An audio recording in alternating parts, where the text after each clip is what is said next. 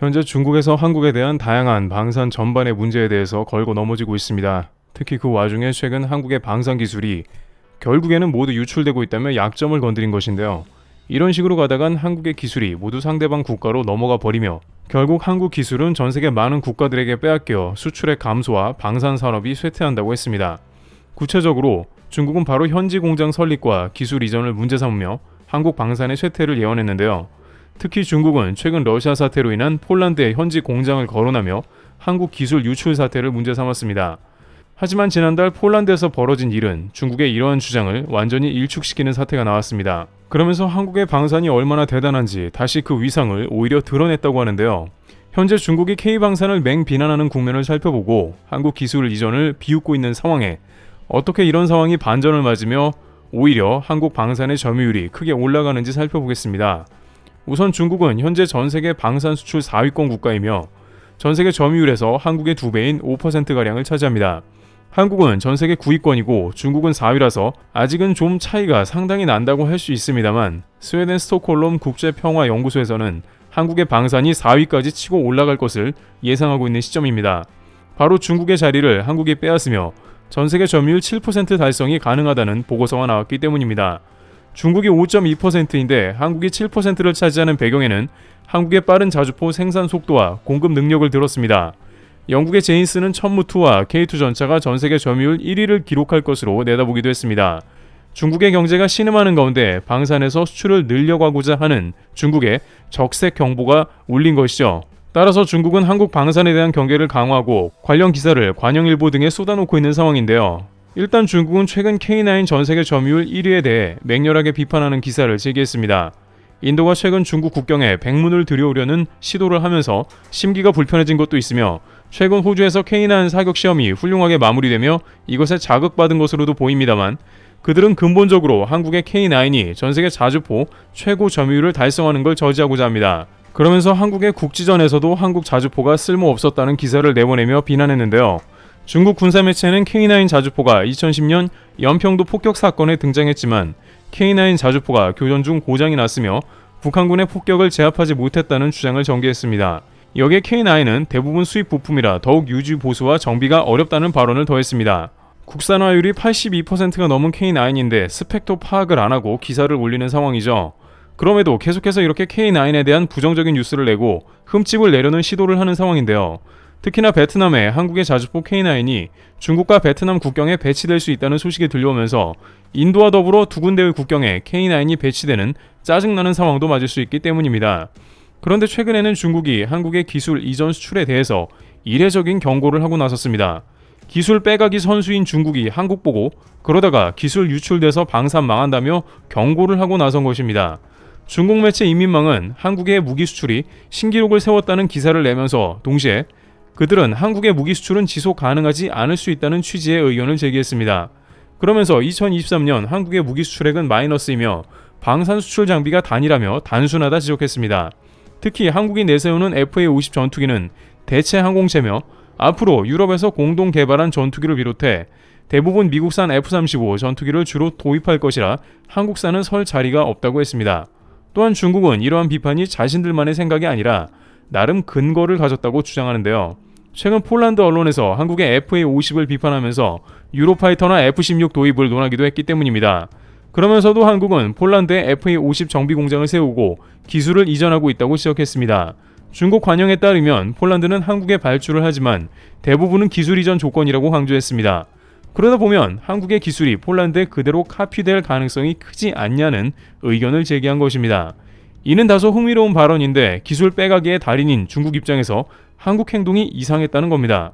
만약 누군가 중국에 첨단 무기 공장을 세워주고 기술 이전을 해준다면 중국은 쌍수를 들고 환영할 것이며 한국과 같이 일부만 기술 이전을 해준다고 하더라도 중국은 기술을 빼내려고 혈안이 될 것이기 때문입니다. 실제 한국의 많은 산업군이 중국에 그런 식으로 카피를 당했고 엄청난 피해를 보기도 한 게 사실입니다. 중국 현지에 공장을 지으면 위험한 이유입니다. 물론 반도체와 같이 중국이 수백조 원을 허공에 날려도 카피가 안 되는 사업이 존재하긴 합니다만 기술 빼돌리기 전문가들이 봤을 때는 한국이 하고 있는 현지 공장 설립 기술 이전이 너무 위험하다는 겁니다. 중국 군사 전문가 숭중핑을 비롯한 군사 채널에서는 한국의 수출 방식은 이해할 수 없다면서 대부분의 무기 수출국은 자신의 기술을 보호하고 비싼 가격에 판매를 하는 것이 일반적인데, 한국은 무리한 수출 실적을 위해서 정부에서 대량의 보조금을 지급하는 것은 물론이거니와 상당한 기술 이전까지 이루어지고 있다면서 이런 것은 결국 한국의 방산을 크게 약화시킨다고 진단했습니다. 하지만 이는 중국에서 단순히 K방산 수출이 안 되었으면 하고 질투를 보내는 것임이 곧 드러나게 된 상황인데요. 우선 군사업계에 따르면 한국의 현지 생산 수출로 인해서 기술이 유출되는 것은 상당히 어렵다고 합니다. 그 이유에 대해서 쉽게 얘기하자면 최근 폴란드에서 한국의 전차 생산이 쉽지 않다는 게 드러나고 있는데요. 왜냐하면 폴란드의 내공과 한국의 누적된 내공 자체가 엄청나게 차이가 나는 게 문제라는 겁니다. 한국은 폴란드의 핵심 기술을 제외하고 현대 로템 등이 K2 전차를 합작하는 생산 과정에 들어가고자 하지만, 이렇게 기술을 이전시켜줄 때 반드시 필요한 조건은 폴란드도 공장 여건이 어느 정도 갖춰져야 한다는 겁니다.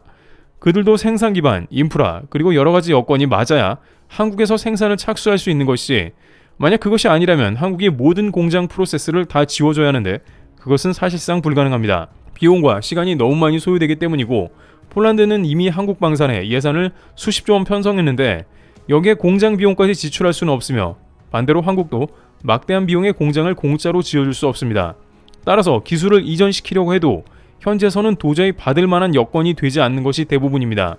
중국에서는 전 세계 공장이라 불리우는 인프라와 노동력, 공산당 독재 등으로 그런 요건이 갖춰졌지만, 대부분 국가에서는 한국의 기술을 이전시키려고 해도 현지에서 시작조차 하기가 어렵다는 뜻입니다. 실제 K2 전차의 경우 폴란드에서 계약이 계속 미뤄지고 있으며 이는 현지 생산 여건이 안 되기 때문이죠. 실제 폴란드에서는 막상 기술 이전을 주장한 뒤에 자신들 기술력과 인프라 부족으로 생산이 안 되는 것을 깨닫고 한국 현지에서 K2를 생산해서 직접 보내달라며 기술 이전은 뒤로 계속 미루는 상태입니다. 심지어 한국이 공장을 지어주더라도 그 공장을 제대로 유지하고 운영하는 것 자체도 어려운 국가가 대부분입니다. 따라서 많은 국가에서 한국의 어떤 산업을 들여오더라도 운영 자체를 한국에 맡기는 경우가 많은 이유이기도 하죠. 한국에 쌓인 내공이 엄청나다는 걸 보여주는 단면입니다. 물론 이 가운데 한국의 기술이 유출될 가능성이 아예 없지 않은 것은 사실이긴 하며, 인도네시아와 같이 대놓고 설계 도면을 빼가는 당황스러운 사태도 겪을 수 있습니다.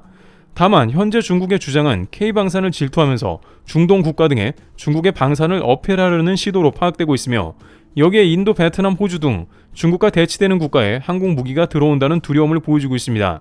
하지만 영국 방산업체 분석대로 2030년 한국은 방산 5위권에 오를 수 있다는 게 유력한 모습입니다.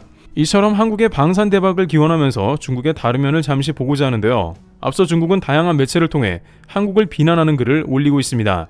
그중 가장 심각한 것은 역사 왜곡인데, 6.25 한국전쟁을 미국에 맞서며 한국을 도운 영웅주의로 미화시킵니다. 6월은 호국 보훈의 달이기에 중국의 이런 행동은 많은 한국인들을 더욱 불쾌하게 만들고 있습니다. 하지만 중요한 건 현재 세계의 시선이 중국이 의도한 것과는 다르게 보고 있다는 것입니다. 얼마 전 세계 각국의 한국인들의 간곡한 요청으로 대대적인 기사가 보도된 적이 있습니다. 한국전쟁 참전용사들의 헌신으로 지금의 발전된 한국에서 살아갈 수 있었습니다. 90세 고령의 나이가 되어 아픈 곳이 많을 참전용사분들께 한국의 의료기술로 치료 및 수술, 그리고 항공 숙박 모든 걸 지원해드리고 싶습니다. 이 기사를 보고 꼭 연락주세요. 해당 기사가 보도된 배경에는 여러 한국인들이 연락이 끊긴 참전용사들에게도 지원 소식을 전하고자 16개 참전국 각국의 매체에 해당 내용을 광고해 줄 수 있을지 밤낮 없이 간절하게 요청하였고, 감사의 마음을 전하려는 모습에 감동받아 기사를 보도했다고 밝혔습니다.